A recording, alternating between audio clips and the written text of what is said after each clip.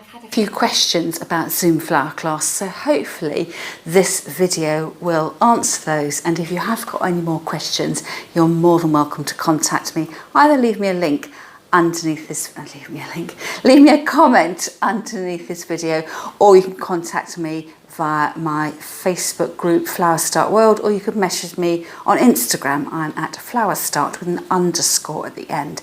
Now I've just come back from town and I have collected my lily grass, which is what you will need for week 1 of Zoom flower class. So this is what lily grass looks like, and this bunch cost me £6. My local florist tends to be on the expensive side, but at least you know if it's in the region of £6, that is going to be the going rate, and you may well find it cheaper than I've been able to source it. So it's a bit like bear grass, but it is longer and it is slightly thicker and it is darker. So we're going to, as you can see, I'm playing with it. We're going to do some little bit of manipulation with it, and that is going to be the basis of our first class, making 3 flower frogs in 3 different ways. And on that subject, for class 1, if you've watched the earlier videos, you may recall that I said I was hunting for my little glass dish. It's not glass actually, it's perspex. And I found it in my flower arranging cupboard with loads of notebooks and pens in it. So this is going to be my substitute for the rectangular Pyrex dish that I showed you. I really wanted something square. I had this in mind. I've also had another question generally about the links that I have been sending to Amazon. And full disclosure, if you shop using those links, the price is the price that's shown, but I may get a small commission, and that's part of the reason why I recommend that you, I can give you the Amazon links because it earns me a tiny little bit of extra income. I know lots of you don't like shopping on Amazon, and I truly understand those reasons. But the other reason I put the links in is because unless you're sitting inside my mind, you don't know exactly what I've got planned for class and what exactly you're going to need to bring to each class. Even if I describe it, the way I describe things might be different, using different terminology than the words, the phrases you would use to describe the same things. So even if you dislike Amazon, if you click on the link, it will give you a picture of what I had in mind. So with that picture, you can then shop at whatever your preferred shop is. So it may be that you're picking up things from your local garden centre if they've got a flower arranging corner. You may be going down to Hobbycraft. I think the Range do flower arranging things. So the choice is entirely yours. The list that I've already sent out looks rather daunting. There are a lot of things on there. That's because I've put everything in one place. It's an A to Z of what you'll need for class. Week by week, there will just be 2 or 3 things you need for each class, and it just depends whether you want to shop ahead and get it all in one go, or whether you would rather see how things were going with class, see how your own personal budget's going, and decide, pick and choose what you want to do. Substitutions are always welcome. So for instance, I think I've put on the list that you might need some tweezers or a pair of really sharp nail scissors to do some really delicate cutting. Of course, you don't need to go out and buy those, but if you're wondering why you can't get into that restricted space because of your floristry scissors, it's because you'll need a smaller, sharper pair of scissors. So it's things like that. So don't feel that you have to buy every single thing on the list.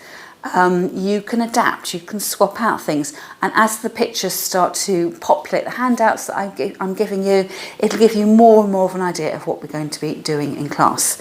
Now, one thing I have been brought to my attention, that one of the links I shared with you for the glass test tubes, the link no longer works. I think possibly we might have had a run on glass test tubes and that's why the link doesn't work. But it certainly worked for me when I bought these 20 glass test tubes just a few weeks ago. So these are the test tubes that I have got. Out of preference, I might have wanted them slightly shorter. I'm guessing these are 10 centimetres long. I know there's 20 in a box. Actually, they're 15 centimetres long. So where I'm holding my hand, that can't be right, can it? 15 centimetres? I probably would have preferred them to be slightly shorter. But again, what I've got in my mind isn't always what you can find easily when you go out shopping. So I would say that the the number of test tubes is more important than the size, but you don't want to go too big. We're going to have these lightweight mechanics nestled in some of our arrangements, filled with water, and then with your fresh flowers in. So I have seen some links, like everything that you buy online, you have to be careful. Some of them are priced for 5 test tubes. 5 probably isn't going to be enough. The 20 I bought is probably going to be too many, but I've always got them then to use for other projects. Now, if you don't want to go and buy, well, it sounds like you can't go off and buy the exact test tubes because they've sold out. I did notice that when I searched for glass test tubes 10 centimetres, it was bringing up lots of plastic options. So again, that might be an option for you. They don't have to be glass. I just fancied having them quite clear, quite lightweight, and I'm trying to buy less plastic these days, and that's why I went for the glass. But if you're happy with buying plastic, you could go ahead and probably buy these more easily than I did. Now, the other option you've got with your test tubes is to use plastic ones, and it's possible that you may have some of these tubes already, especially if you're a keen flower arranger, member of a flower club. I have been saving these tubes over time. They're plastic, they've got these little lids with the holes in them, and originally I think they would have had orchids in them or the anthuriums in them, so it may well be that in your stash you've got those. And yes, they're not quite as glamorous as the glass test tubes. There's sort of a milky white creaminess to them. It may be that you like them like that, and once you've taken the stopper off, they aren't quite so imposing, so heavy to the eye. And you've always got the option of reusing your brown stem tape if you wanted to cover them up, but I wouldn't cover them up just yet. Don't give yourself a job, because you might decide you don't actually want them covered up, but that is definitely an option if you have already got plastic test tubes to hand. I've also had another question about the flower frogs. So this series of Zoom flower classes, we're trying to go foam free and also trying to be inventive with the mechanics that we're going to be using. So I have a dish here of flower frogs, and because I have tried to give you a link to flower frogs so you can see what they were, you will need to be sure that you know what you're buying. So I think some of them come in sets of 3. You know, do you want 3? And do you want 3 of the size that is shown? So you may want to do some of your own investigations. So the kind of flower frogs here, I've got 3 that are about the same size. I'm only going to use 1 per, every time we use a pin holder, I'm only going to be using 1 pin holder. But of course, if you wanted to make multiple arrangements, you'd need more. So this one, if only I had a measurement on me, I would say it's probably about 5 centimetres wide. So that is the smaller of the 3 that I just happen to have to hand. And this one here that is fixed in place using my museum wax, which is just gluey gum to hold your flower pin holders in place, I think is marginally larger. If that one's 4 or 5 centimetres, that one may well be 6 centimetres. So it's that sort of size, not the teeny tiny ones. So just make sure before you click to buy something online, just double check you know what you are buying, check your dimensions, and you may find these in, again, they're becoming more and more popular, so it may be worthwhile asking your local garden centre.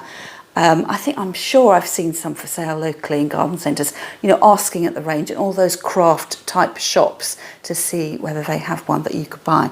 So I think probably that is all of an update for now. So thank you so much for those of you who've already paid for class. You already have had your handouts. And if you are interested in signing up for class, which starts on Tuesday the 27th of September at 12 noon, you can join live or watch the replay afterwards. If you just leave me a comment underneath the video, I will get in touch with you about how you can book on to class. So that's all for me for now, and I'll see you again. Well, I'll see you in class on Tuesday the 27th of September.